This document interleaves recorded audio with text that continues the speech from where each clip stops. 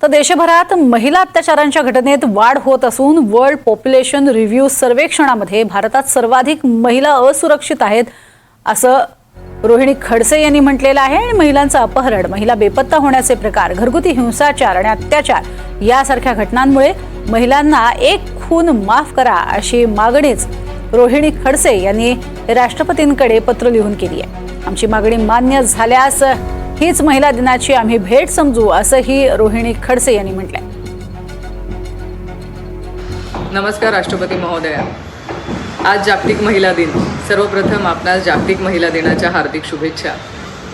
आपला देश हा महात्मा बुद्ध आणि महात्मा गांधींच्या विचारांवरती चालणारा देश म्हणून ओळखला जातो, जे शांतीचे आणि अहिंसेचे प्रतीक म्हणून मानले जातात। आज आपली क्षमा मागून मी विनंती करते की आम्हा महिलांना आपण एक खून माफ करावा। आज देशामध्ये महिला मोठ्या प्रमाणामध्ये असुरक्षित आहेत। येणाऱ्या प्रत्येक दिवशी महिला अत्याचाराच्या घटना ह्या मोठ्या प्रमाणात वाढत आहेत।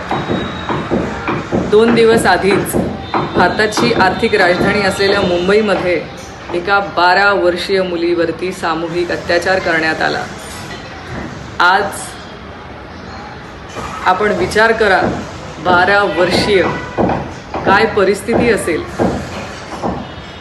आज जगातील महिलांसाठी सगळ्यात असुरक्षित असलेल्या देशांमध्ये आपल्या भारताची वर्ल्ड पॉप्युलेशन रिव्ह्यू सर्वेमध्ये नोंद करण्यात आली आहे। आज आशिया खंडातला महिलांसाठी सगळ्यात असुरक्षित असलेला देश म्हणून आपला भारत या सर्वेमध्ये त्याचा उल्लेख आहे।